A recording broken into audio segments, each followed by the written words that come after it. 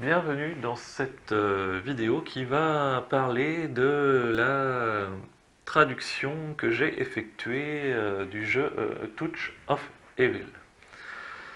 Alors, le pourquoi d'une nouvelle traduction, eh bien, on va directement rentrer dans le vif du sujet. Vous trouverez à l'heure actuelle sur Internet une traduction du jeu de base et de ses extensions qui correspond à, en tout cas pour les cartes, à une petite étiquette comme ceci quand vous aurez imprimé, qui ma foi est pas trop mal, mais qui moi m'a posé des soucis quand j'ai regardé les vidéos de présentation du jeu ou de parties que les personnes jouaient. Eh bien, je me suis rendu compte que cette petite étiquette posait un problème. Voilà. Donc vous allez la mettre à peu près bien, donc là c'est pas le cas. Et puis à force de jouer, voilà, bon, on a l'exemple, à force de mélanger les cartes et à force de jouer, eh bien l'étiquette va se décaler comme ceci.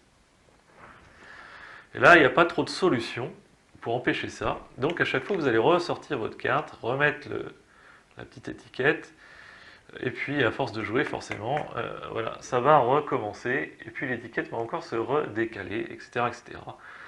Et ça, c'était rédhibitoire pour moi. C'était trop gênant. Donc, je me suis dit, est-ce qu'on ne peut pas faire mieux? Ce qui on m'en est venu à faire une étiquette de cette taille-ci, un peu plus large, pour que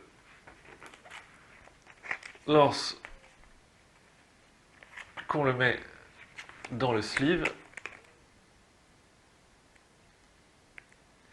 elle est sur les côtés la même taille que la carte et en bas.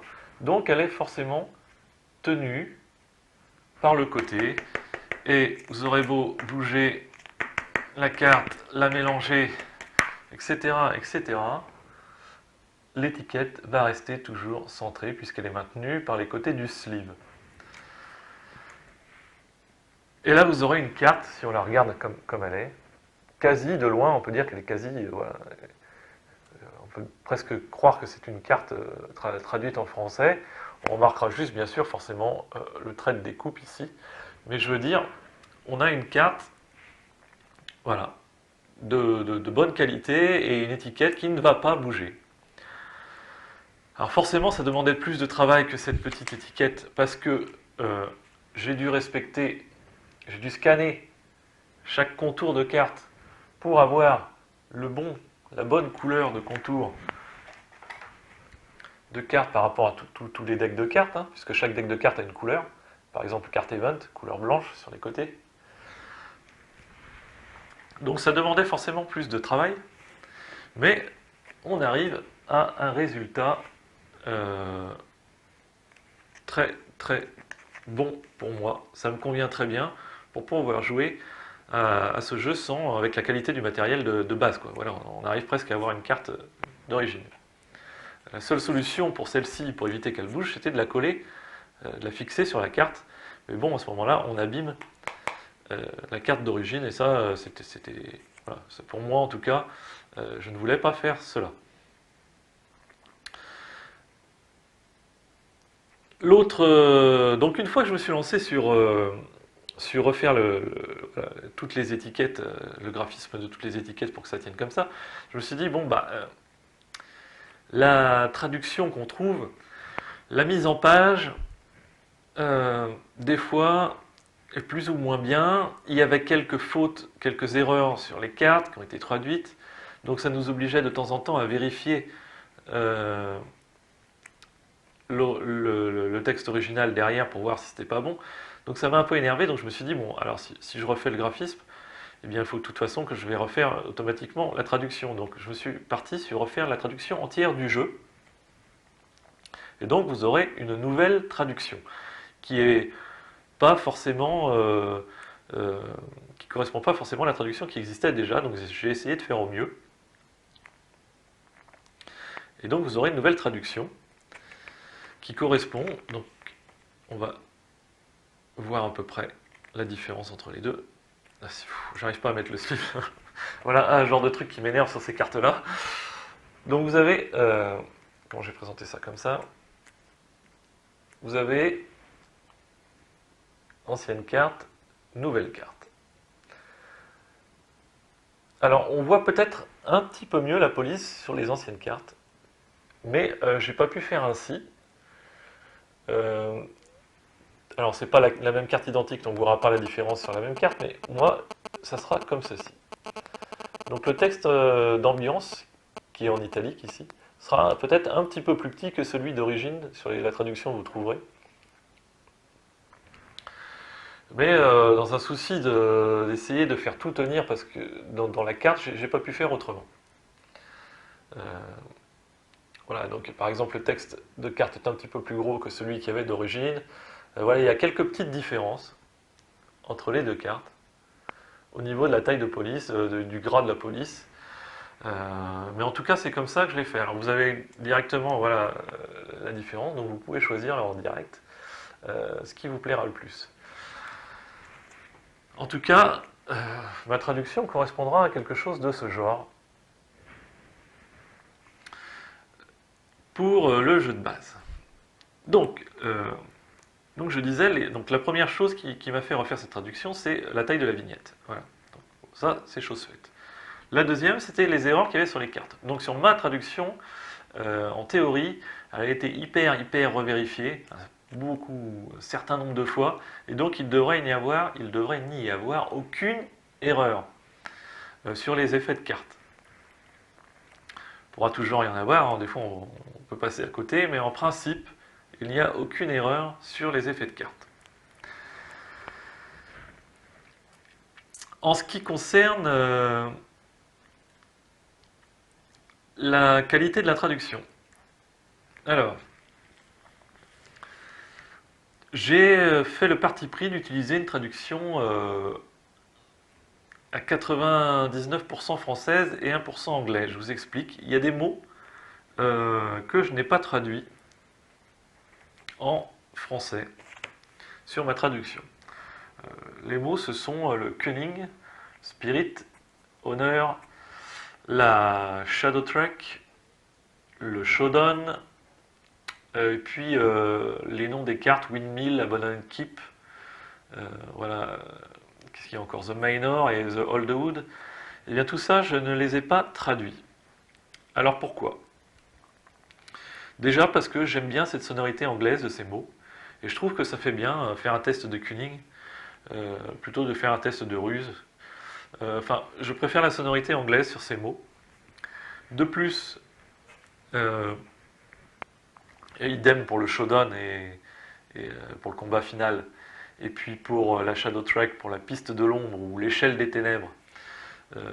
D'ailleurs pour ça, ça me permet de faire un raccourci parce que shadow track est plus court que piste de l'ombre ou donc pour la traduction c'est un peu plus facile. Mais j'aime bien ce terme, la shadow track, donc j'ai laissé ces mots tels quels. Et puis pour le nom des cartes, eh bien tout simplement le plateau de jeu n'est pas traduit. Donc on a les noms des lieux, ainsi que le dos des cartes, qui est en anglais. Donc pour faire un raccord, j'ai préféré laisser voilà, ces termes en anglais, plutôt d'appeler ça d'un côté les vieux bois, et puis au dos on a les oldwood. Bon voilà, de toute façon, c'est tellement facile à traduire que tout le monde pourra le traduire. Hein. Mais j'ai préféré laisser ça tel quel. Pareil pour cunning, spirit, honor, ça apparaît sur le plateau de jeu. Ça apparaît aussi sur les fiches cartonnées des personnages, parce que moi je préfère jouer avec les fiches cartonnées de personnages plutôt qu'avec les fiches traduites. Tout simplement parce qu'elles sont de meilleure qualité et beaucoup plus épaisses, les fiches d'origine cartonnées. Donc je préfère jouer avec ça, et comme dessus on a des valeurs qui sont, des caractéristiques qui sont nommées en cunning spirit, et bien pour que ça soit assez raccord dans le jeu, j'ai préféré laisser tout ça en anglais sur les cartes. Alors c'est un parti pris, ça plaira peut-être pas à tout le monde, mais en tout cas ma traduction sera ainsi.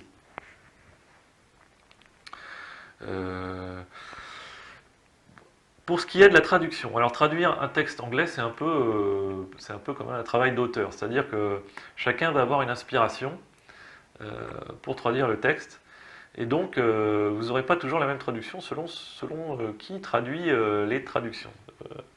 Ce que je veux dire, c'est que il ne faudra pas dire, par exemple, que surtout pour les textes d'ambiance, voilà, j'ai pas traduit du mot à mot. Donc il y a un petit peu d'inspiration des fois pour que le sens de la phrase ait plus de sens justement en français, puisque mot à mot en anglais ça fait pas toujours une phrase terrible. Donc des fois, voilà, on pourra dire ah oui, c'était pas exactement ça qu'il y avait écrit. Ils ont pas mis exactement ce mot en anglais pour voilà, en français c'est pas exactement le même. Il ne faudra pas dire ça, c'est parce que voilà, j'ai voulu que les phrases soient assez sonnent bien en français. Donc des fois il y a un petit peu d'inspiration, des fois j'ai utilisé des mots qui n'existaient pas en anglais.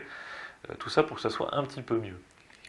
Ça c'est pour le texte d'ambiance. En ce qui concerne le texte d'effet, à 99%, tout est respecté puisqu'on ne peut pas vraiment changer le texte d'effet, sauf pour certaines cartes que j'ai modifiées, comme de mémoire le fusil de chasse que je crois qu'on trouve à Holderwood. Eh bien, j'ai un peu reformulé l'effet de la carte pour qu'on ne puisse pas se poser de questions, puisque cette carte, quand elle se combinait avec un personnage, enfin je ne sais plus trop, mais on pouvait se poser la question de savoir si on appliquait les touches avant ou après, si on pouvait les annuler. Je sais plus trop, je me rappelle plus trop comment est l'effet de la carte, mais j'ai tout reformulé de façon à ce qu'on ne puisse plus se poser de questions sur cette carte. Et donc il y a 2-3 cartes comme ça dans le jeu où j'ai essayé de reformuler le texte pour que ça ne prête pas à confusion, surtout pour les nouveaux. Qu'est-ce qu'il pouvait y avoir d'autre à dire? Donc voilà à peu près pour l'explication du texte. Alors il pourrait y avoir des fautes de français, hein, je suis désolé. Je suis désolé pour ça, j'ai essayé de ne pas en faire, mais bon. De toute façon, je suis ouvert à toutes vos propositions s'il y a des erreurs. Quelle différence avec la traduction qui existe déjà? Il y a le terme vilain qui apparaît sur les fiches. Ah bah non, d'ailleurs je vais vous les présenter. Alors, où est-ce qu'on a ça?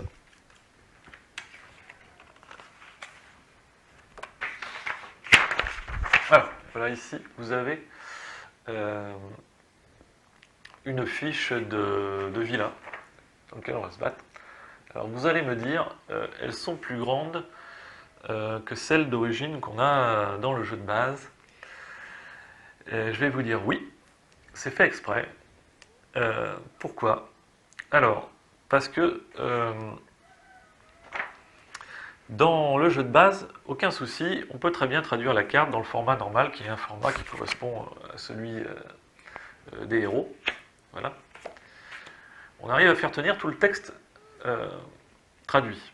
Par contre, dès qu'on commence à traduire Something Wicked, parce que j'ai commencé la traduction de Something Wicked, eh bien on s'aperçoit qu'il y a tellement de texte dans l'encadré que si on veut le traduire en français, on va être obligé de réduire la taille de la police si petite que ça va être difficile à lire.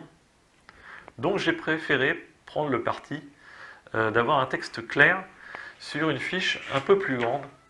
Donc ma traduction sera que des fiches de vilains de cette taille-ci. Et donc c'est pourquoi, dans un souci de cohérence, j'ai voulu que le jeu de base ait aussi, malgré qu'on ait encore de la place dans le bas, un vide, ait aussi une fiche de héros, de vilains, pardon, de cette taille-ci. Donc c'est voilà pourquoi vous aurez une taille comme ça, pour que ça soit raccord entre le jeu et toutes ses extensions. En ce qui concerne le terme de vilain, voilà, je vous ai montré ça pour le terme de vilain. Voilà. Les méchants de l'histoire sont appelés vilains. Alors dans la traduction qui existe sur Internet, sur BoardGameGeek, eh bien ils l'ont traduit en démon. Or moi, je ne l'ai pas fait. Tout simplement pourquoi? Parce que les mots-clés ici, il faut faire très très attention aux mots-clés. Quand ils ont choisi d'appeler ceci un vilain, eh bien il faut que ça reste un vilain. Parce que démon, c'est déjà un mot-clé existant sur certaines cartes. Donc quand une carte appelle un effet sur un démon, eh bien si on nomme celui-ci démon, on va pouvoir appliquer l'effet sur le vilain. Alors que c'est pas un démon, c'est un vilain. Donc pour respecter le jeu, les mots-clés qui sont importants dans le jeu, eh bien le vilain reste un vilain. Donc vous aurez des effets de cartes qui appelleront la table des serviteurs du vilain et non pas la table des serviteurs du démon. Ça c'était une mini-erreur, puisque sur certaines cartes, eh bien, on a un mot-clé qui sera donc démon. Donc ça c'est pour la petite explication pour le mot vilain. Et puis aussi, je ne me rappelle pas s'il y a eu des erreurs dans la traduction qui existe déjà, mais il y a les mots wound et hit auxquels il faut faire très attention aussi dans la traduction. Parce qu'un wound, une blessure, donc et un hit, une touche, c'est pas du tout la même chose. Et des fois, on a des effets de cartes qui peuvent annuler des hits, et des fois, des effets de cartes qui peuvent annuler des wounds. Et donc, il faut respecter ces hits et ces wounds sans les mélanger, parce que c'est deux choses bien distinctes. Donc, ça c'était pour la petite aparté sur la traduction existante. Maintenant, donc, vous aurez toutes les cartes du jeu traduites entièrement. Vous aurez donc les fiches de vilains qui ressembleront à ceci entièrement traduites elles aussi.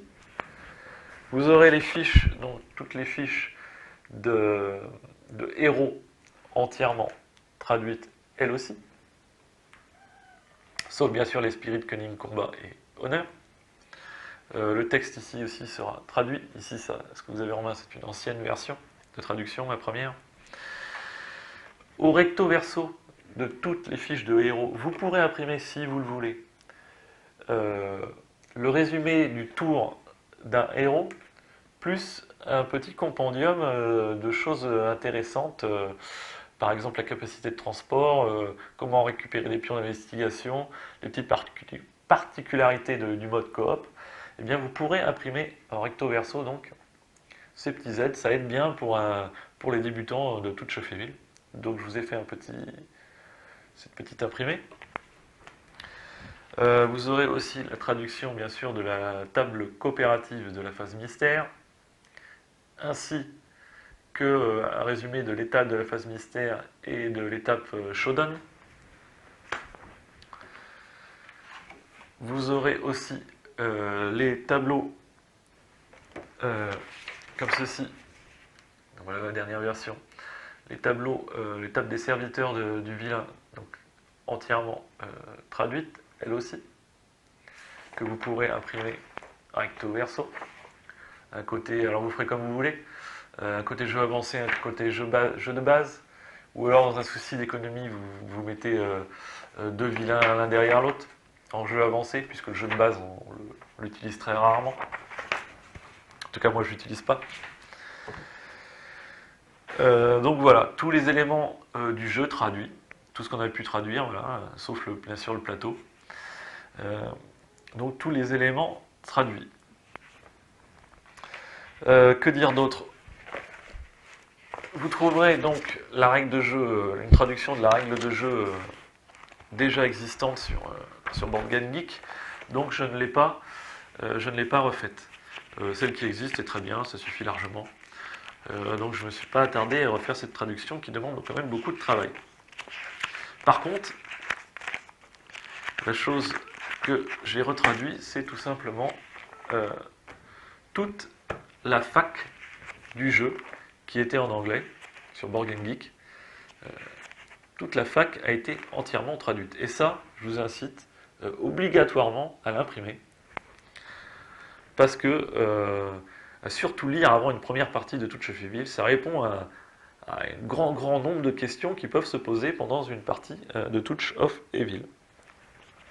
Donc je vous incite à le télécharger. En plus, maintenant qu'elle est en français, ça aide beaucoup. Alors, cette traduction française que j'ai fait de la fac correspond forcément à la traduction du jeu que j'ai fait.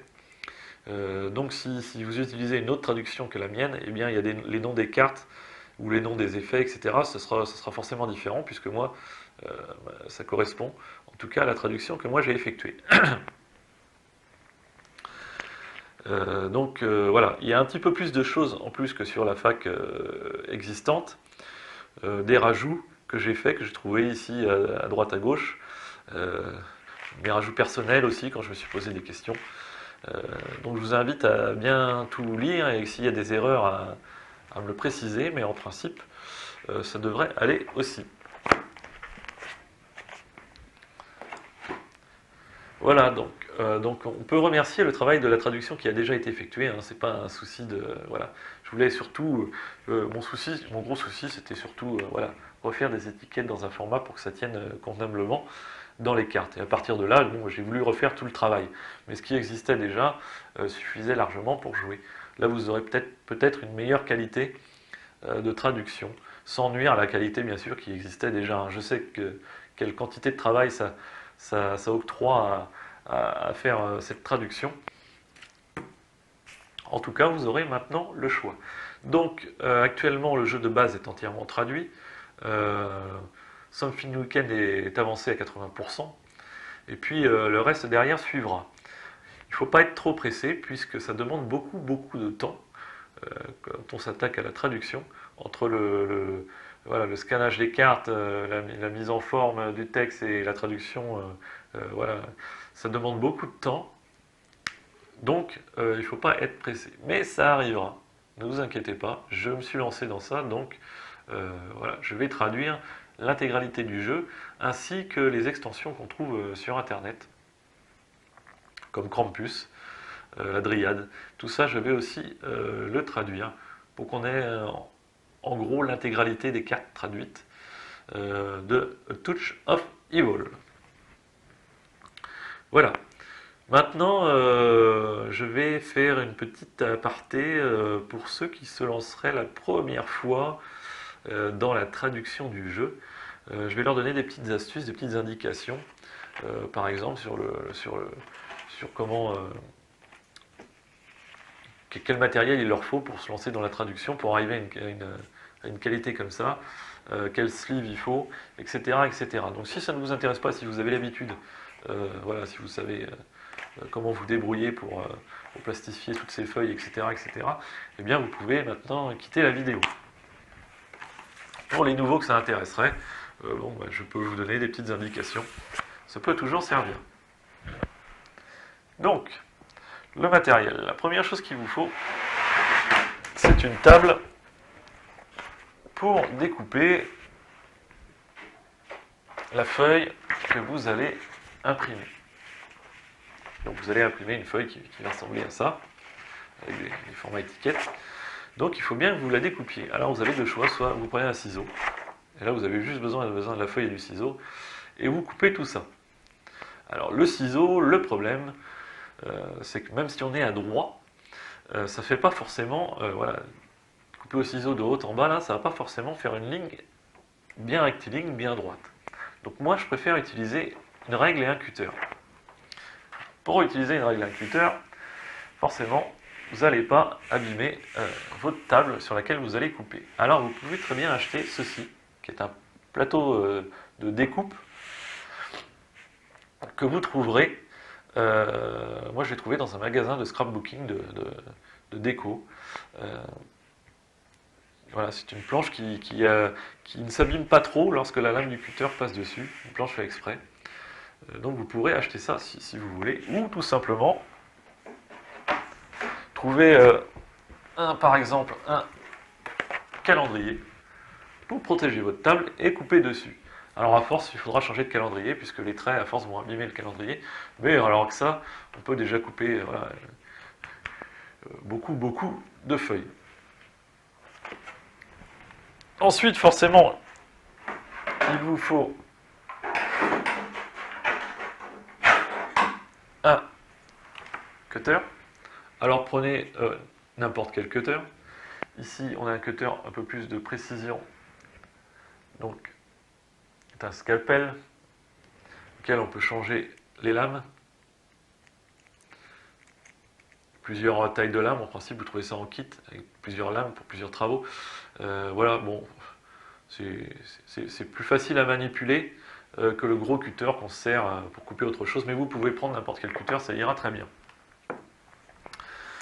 Un réglet. Alors là, concernant le réglet, je vous invite à prendre celui-ci, c'est-à-dire un réglet très épais, et pas un réglet souple, très souple, pas assez épais. Là, la lame du cutter sera bien dirigée sur le côté, et puis c'est un réglet, voilà, et vous risquez pas de l'abîmer, celui-là il va vous durer toute votre vie. Euh, voilà, je vous invite à acheter un réglet de cette taille-là. Très épais, très solide.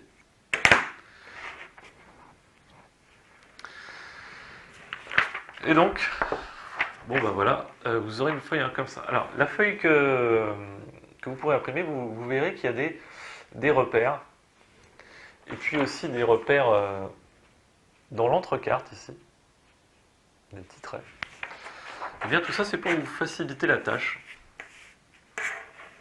puisqu'il vous suffira d'aligner tous ces petits traits à peu près au milieu, et puis de couper comme ça. Vous aurez facilement, vous n'aurez pas trop à chercher pour avoir la taille de la bonne carte. Alors ensuite pour les contours bien sûr, bon bah, c'est à vous de viser, hein. Ainsi que pour séparer toutes les cartes. Alors le travail va être un peu long, parce qu'il y a énormément de cartes, hein, il y a 254. Donc voilà, ça vous fait pas mal de découpes à faire.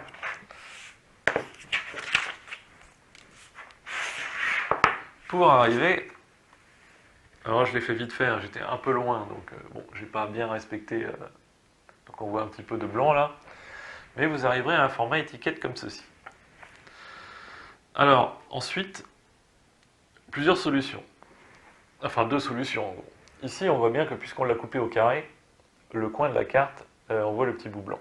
Donc soit vous prenez votre ciseau et vous faites l'arrondi pour l'enlever, soit vous prenez ceci. Alors cet appareil, c'est un corner cut. Donc, ça sert à couper les coins des cartes, à faire des arrondis. Donc vous avez une matrice ici, que vous pouvez tourner pour changer l'angle. Il y a 3 angles différents. Et puis vous serrez tout simplement l'appareil, et ça va vous faire, en 2 secondes, les arrondis de cartes. Donc quand on a 250 cartes à faire, eh bien je trouve ça pareil assez sympa. Parce que voilà, l'angle est respecté. On n'a pas besoin de se casser la tête. Et puis cet appareil vaut moins de 10 € sur internet. Donc pourquoi se priver? Alors celui-ci c'est un appareil de la marque Fishcar qu'on trouve facilement sur internet. Voilà, donc ça s'appelle un corner cut. Et ça donne un bon résultat. Voilà, et comme il y a beaucoup d'angles comme ça à couper, hein, même sur les cartes de personnages, de héros, tout ça, donc franchement, ça vaut l'investissement. Une fois que votre étiquette est comme ça, eh bien, elle est prête à être insérée dans le sleeve. Alors, les sleeves.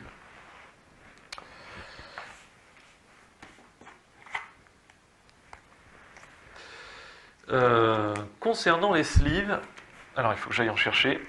Concernant les sleeves, eh bien, j'ai cherché sur internet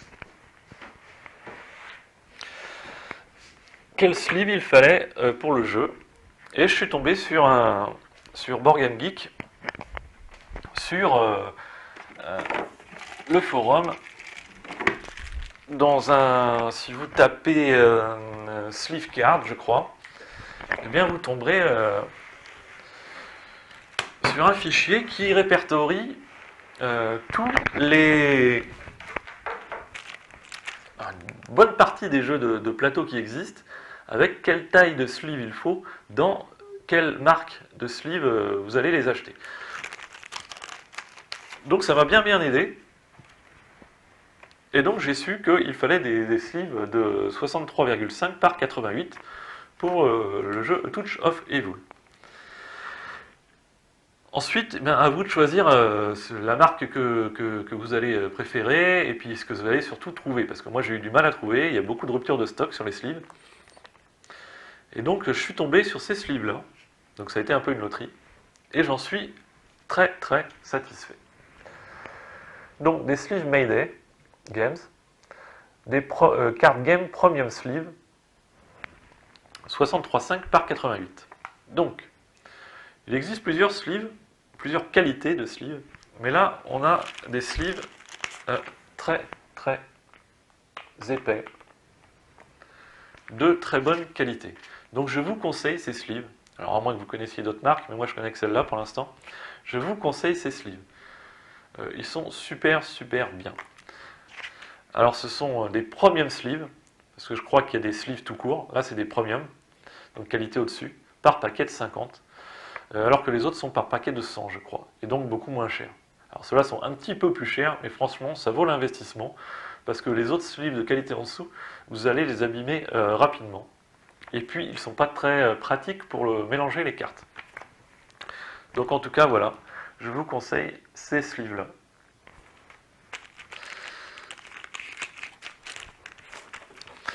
Et donc là vous aurez tout le matériel nécessaire pour arriver à votre petite étiquette dans vos cartes sleevées.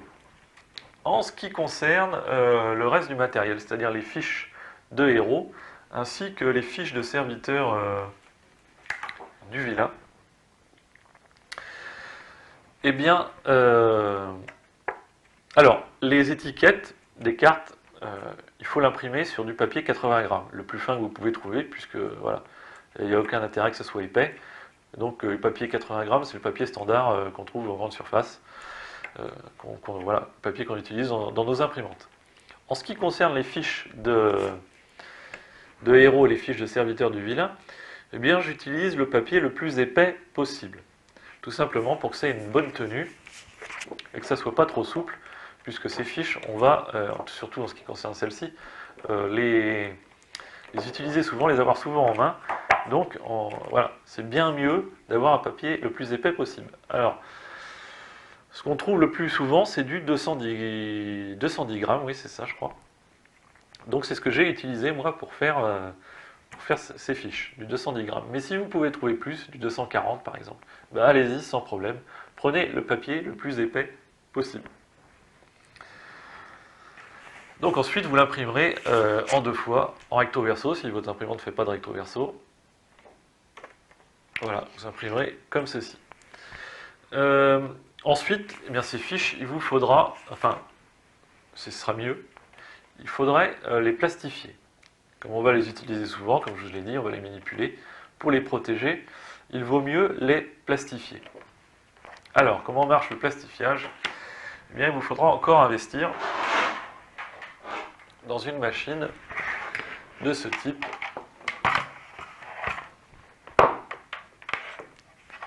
Qui s'appelle tout simplement une plastifieuse. Alors pareil, vous trouverez ça en grande surface, pour pas trop cher en principe. Vous aurez une plastifieuse avec des feuilles qui vont bien avec. Alors, pour ceux qui n'auraient jamais plastifié, hein, c'est pas bien compliqué. Ça c'est une feuille A4, mais vous pouvez trouver ça en plusieurs formats. Donc à vous de choisir un format qui vous fera le moins de perte à la fin. Hein, tout ça toujours dans un souci d'économie. Là, dans un format A4, on peut imprimer 2 fiches de héros, à peu près. Mais malheureusement, on va pouvoir imprimer qu'une seule fiche, même si on la met comme ça, j'ai déjà essayé, c'est trop juste. On pourra imprimer qu'une seule fiche de serviteur du vilain. En tout cas, c'est tout simple. Hein. Vous ouvrez la feuille en deux, vous glissez vos feuilles imprimées à l'intérieur, peu importe qu'ils soient droites ou pas, puisque vous allez les redécouper après. Juste qu'ils ne se chevauchent pas forcément. Et puis, vous allez mettre votre machine en route. Il faut un certain temps pour qu'elle chauffe. En principe, il y a une petite diode qui indique quand elle est prête, puisque l'intérieur, alors c'est tout simple comme machine. À l'intérieur, c'est une résistance qui va chauffer cette feuille plastique, et puis un petit rouleau qui tire la feuille. Donc vous allez essayer délicatement, pas la peine de présenter la feuille, à peu près au milieu de l'appareil, et puis l'engager doucement, et dès que vous sentez que la roue, que le rouleau dedans entraîne la feuille, vous n'y touchez plus. Surtout, vous laissez pendre la feuille comme ceci, et entraîner la feuille tout doucement. N'essayez pas de retenir la feuille, de lui donner une petite force, ça sert à rien, au contraire, vous allez faire des bulles. il vaut mieux laisser la machine entraîner la feuille toute seule. Alors bien sûr, ne pas la mettre de travers, sinon on va avoir, voilà, ça va cogner dans les coins. Essayez tout simplement de la mettre droite, mais il n'y a aucune difficulté. Vous laissez la machine l'entraîner toute seule et vous arrivez après à une feuille plastifiée. Pour la découpe du plastifiage, laissez un petit bord sur le côté, ici, de feuilles plastiques collées l'une sur l'autre, et ne coupez pas à ras de la fiche que vous avez imprimée. Parce que si vous coupez à ras, il y a un risque que ça se décolle à force de les ranger et tout ça, il y a un risque que ça se décolle. Alors que là, comme les feuilles sont collées l'une sur l'autre, il n'y a plus aucun risque, ça va protéger votre feuille à l'intérieur. Faites attention aussi à l'angle. Si vous voulez avoir un bon résultat, il faut que vous coupiez l'angle de votre fiche en arrondi avant, pour que vous puissiez couper l'angle en arrondi de votre feuille plastifiée après aussi. Sinon vous allez avoir un angle droit, et ça ne va pas faire très joli. Il vaut mieux avoir deux arrondis. Voilà, ici je vous incite à le couper en arrondi parce que c'est très piquant si vous le laissez droit, la feuille plastifiée. Et donc vous allez pouvoir plastifier comme ça vos feuilles, tout simplement. Que dire de plus? Rien. Donc voilà, donc ça incite un peu, voilà, bon, on peut toujours faire autrement, mais ça incite un peu à faire un petit peu d'achat. Mais ça va assez vite rentabiliser si vous avez plusieurs jeux à traduire. Puis rien que pour traduire les 3 extensions, voilà, on est vite rentabilisé dans ces petits achats. Et puis vous aurez un matériel de très bonne qualité, surtout pour jouer. Voilà, pas grand chose d'autre à dire, je crois. Je crois avoir fait le tour. Donc voilà, c'était pour aider les nouveaux qui se lanceraient dans une traduction. Sur ce, je vous dis à plus tard dans une autre vidéo.